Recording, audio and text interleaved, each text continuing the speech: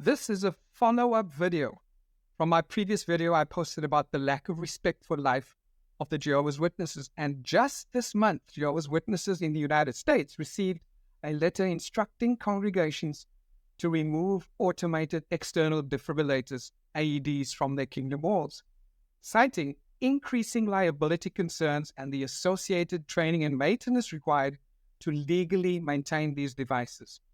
The letter emphasizes that Jehovah's Witnesses view life as a sacred gift, yet the directive to remove AEDs and the justification provided once again reveals a contradiction between their stated respect for life and their actions.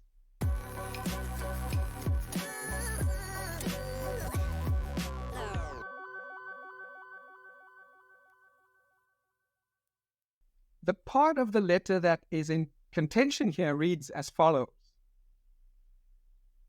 It's the announcements and reminders from this September 2024. Paragraph 2 says, Automated External Defibrillators, AEDs, at Kingdom Walls. Bodies of elders have at times inquired about installing AEDs at Kingdom Walls. We view life as a sacred gift from Jehovah. However, due to increasing liability concerns, as well as the training and maintenance needed to legally keep these devices, AEDs should not be installed at Kingdom Walls. If there is a medical emergency, attendants should immediately call emergency services. Prompt arrival of emergency services is crucial for timely aid. While emergency services are in transit, any willing attendees who are trained in cardiopulmonary resuscitation can assist if a cardiac event is suspected.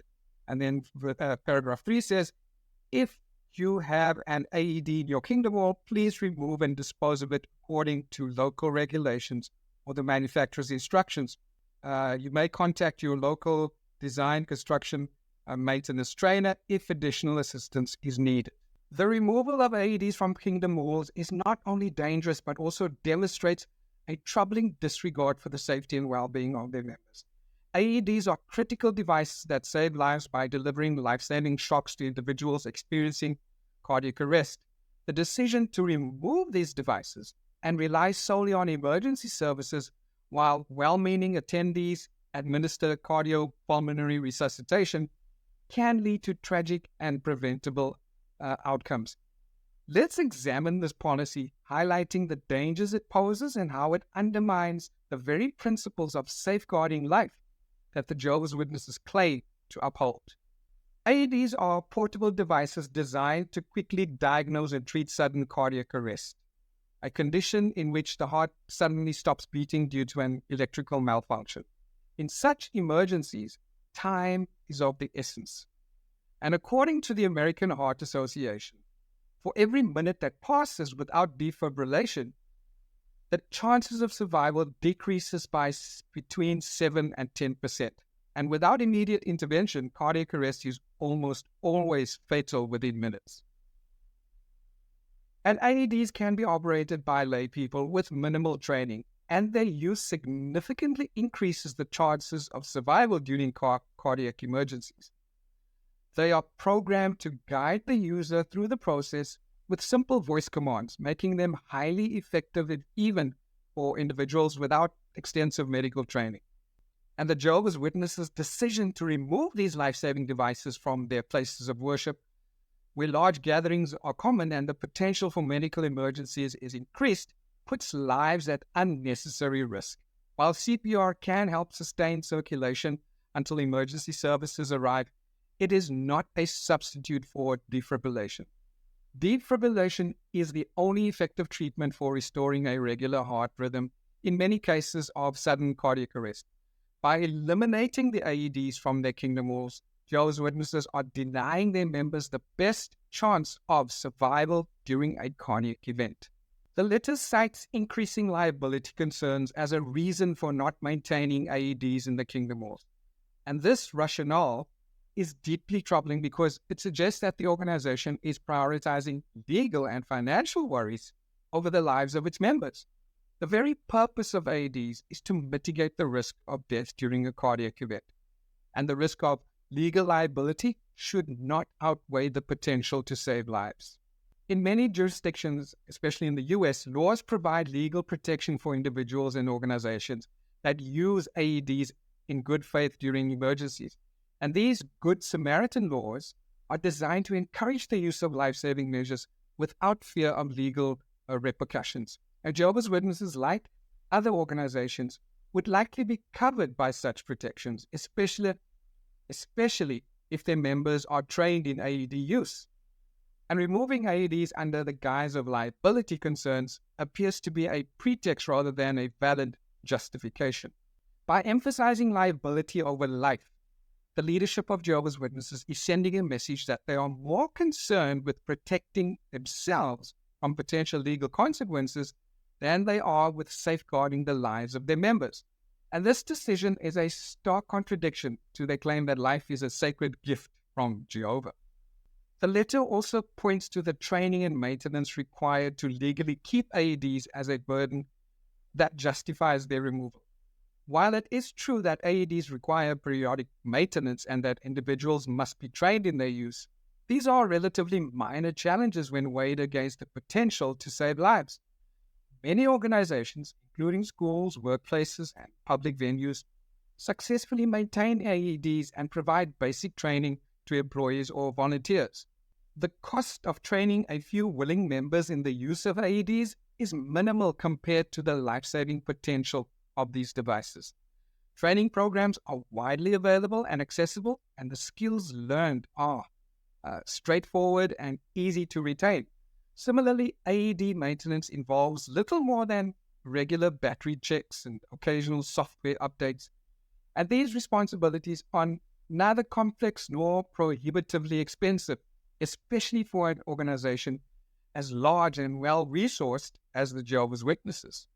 The argument that training and maintenance present insurmountable challenges is a flimsy excuse, particularly when the stakes involve human lives. If Jehovah's Witnesses are truly committed to protecting the health and well-being of their members, they should view AED training and maintenance as essential investments in safety, not as burdens to be discarded.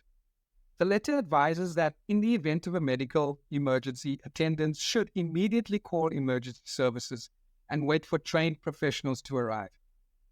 While contacting emergency services is always important, this approach fails to recognize the critical time-sensitive nature of cardiac arrest. Emergency services can take several minutes or longer to arrive depending on location and other factors, and during that time, an individual experiencing cardiac arrest may lose their chance of survival if defibrillation is not administered. Relying solely on CPR and the eventual arrival of paramedics is inadequate when immediate defibrillation is needed. Furthermore, the letter encourages willing attendees who are trained in CPR to assist during a cardiac event. Now, I'm no medical expert, but a little bit of research on the net shows that while CPR can help maintain blood flow to the brain and vital organs, it cannot correct the underlying electrical issue causing the heart to malfunction. Only defibrillation can restore normal heart rhythm in cases of ventricular fibrillation or pulseless ventricular tachycardia, the most common causes of sudden cardiac arrest. In this context, the removal of AEDs represents a dangerous gamble with members' lives, as it leaves them without access to most effective treatment during the crucial minutes before emergency services can arrive. The Jehovah's Witnesses frequently emphasize the sanctity of life as reflected in their belief that life is a sacred gift from Jehovah, yet their decision to remove AEDs from kingdom laws is at odds with this belief. By refusing to take simple, effective measures to protect their members during medical emergency, they are failing to truly respect the value of human life. And we know this is not the first time that the Jehovah's Witness teachings and actions have conflicted with the principle of protecting life. Their well-known refusal to accept life-saving blood transfusions and the previous ban on organ transplants has led to the preventable deaths of many members. In both cases, the organization's decision placed dogma or legal concerns over the actual safety and well-being of their members, demonstrating a lack of genuine regard for human life. The decision to remove these AEDs from Kingdom Halls is not a theoretical issue. The absence of these devices could have real devastating consequences for Jehovah's Witnesses in the future. Cardiac events can occur without warning, and without the presence of an AED, individuals are far less likely to survive. And this policy not only endangers the lives of congregation members, but also places an undue emotional burden on those who may witness a medical emergency. Attendees who could have used an AED to save a life may be left to live with the guilt of not being able to act effectively due to the organization's short-sighted policy. This policy is a dangerous and irresponsible policy that places members at unnecessary risk during medical emergencies. The organization's justification, rooted in liability concerns and training requirements, fails to hold up when weighed against the life-saving potential of AEDs. By refusing to maintain these devices, Jehovah's Witnesses are neglecting their duty to protect the safety and well-being of their members, thereby undermining their own message of respecting life. If life is indeed a sacred gift, as they claim, then the decision to remove AEDs reflects a profound failure to honor that gift. Instead of prioritizing legal concerns, Jehovah's Witnesses should focus on preserving the lives of their members, and in doing so, they would demonstrate a true commitment to respecting life and protecting the health and safety of their congregations.